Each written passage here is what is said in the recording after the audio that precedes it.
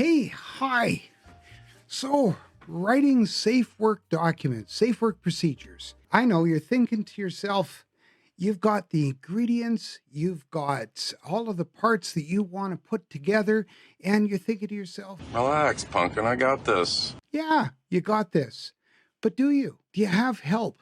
Did you get help to write it? Did you recruit help? Have you thought about collaboration? And you know what? You cannot do this alone. You should never be writing a safe work procedure alone, even if you're completely familiar with all the tasks that are going on and all of the skills. Because realize one thing, a single minded effort produces a single minded result. That's the truth. So you want to make sure that you're going to have something that works and works well. So what we're going to do is talk about the help that you need to get in this video, the helping hands, should we say? Yeah, the helping hands. So yeah, let's talk about it. Let's talk about the helping hands that you're going to need to get. The collaboration. And first off, where do you get it? Where do you find that help? You need help, and yeah, where do you find it? Well, a few different sources. The Joint Health and Safety Committee, or your health and safety representative, workers that are familiar with the duties and tasks that you're going to perform or that are going to be performed and that you're writing that safe work document about. And of course, supervisory personnel. They're absolutely necessary for consultation as well, and industry sector bodies. You cannot do this alone. You're going to need help. And the best help that you're going to get is from expert advice. So let's talk about each and every one of these groups separately. Now, the first one is the Health and Safety Committee. You have to realize one thing, the Health and Safety Committee are stewards of the health and safety program. They're basically the safety ambassadors through your organization. And an ambassador speaks on behalf of their leader. And in this case, the Health and Safety Committee is being led by the safety program. So they speak on behalf of the health and safety program. So get their help. They often are in the best position to give you the advice that you need. They're usually representative of the organizational workforce. In most jurisdictions, in most countries, that's how they work. Are a combination of both management and worker representation. They are a good resource. Now, the other thing is, I want you to do me a favor, keep an eye out in this corner up here, because what I'm going to do is I'll put a playlist for health and safety committees. And I encourage you, if you're new to the channel and you haven't seen that playlist yet, have a look at it. But on the note of health and safety committees, they can help you because they can help ensure the continuity of the existing health and safety program. They likely have even templates for safe work procedures that you can use to draw from, or possibly they can help you to see how your safe work procedure meshes with other documents within the program. So it's essential that you get their help. Not only that, many hands make for lighter work. They can help with the editing and the proofing. So by all means, consult them. Now, the other group you want to consult is the workers and personnel that are going to be performing these tasks, that are familiar with these tasks and that you're writing the document for. Because they're in the best position, they're familiar with the tasks and the duties and the associated hazards. So they're really in the best position to give you a lot of advice and to help you with that research. They're usually in the best position to recommend controls because they're used to doing the tasks, so they know what would keep them safe. It may be that they're not using it. It may be that they're not performing these tasks. You may just need to, with writing this document, refocus their efforts. They often bring experience and knowledge from outside of the organization that will help you along as well. Because a lot of times, new additions to the workplace can bring that knowledge that they've gained in other jurisdictions and in other areas. They're also usually more than willing to help with the authorship of something that they're going to use. I never thought of that. So if it's a document that they're going to have to follow, then they're going to be more than willing to help you write it so that there's not these extraneous steps that they don't need. Now, the other group that you want to consult with is supervisors and managers.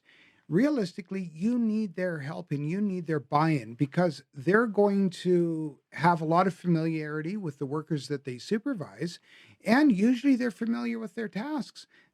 Sometimes I've met supervisors that have no clue what their workers are doing, but they're few and far between. We can only hope. You're going to need their help in resourcing for the process. Keep in mind, time equals money. So you're going to need to have some sort of a release of these workers from their normal duties so that they can help you. That costs money. You're going to need the supervisor's buy-in. Not only that, it's a good possibility that you're going to need to be able to test the controls that you're putting in place so the supervisors can help you if you need to alter process in any way to test out these controls and ensure that they are effective, because you don't want to put a control in place to control a hazard that's ineffective. That's just, well, stupid. Now, the last group that you can look at is industry sector groups. They may even have templates or portions of documents that you can draw from that'll be of a huge help. It's not unusual that they are familiar with this process, and they may even have a litany of other documents that you can use to help you along. So, by all means, look at industry sectors. They may have experts on hand that can advise if needed. Think about this example. You're writing a safe work document for an agricultural group, and you've consulted the people that are going to be using the machinery or performing the tasks that you've looked at. You've consulted their supervisors, the health and safety committee, but you feel you're still missing something. Well, consult that industry sectors group, because they can often provide you with a lot of advice. Usually they're made up of experts in their fields, and they can provide you a lot of advice and guidance.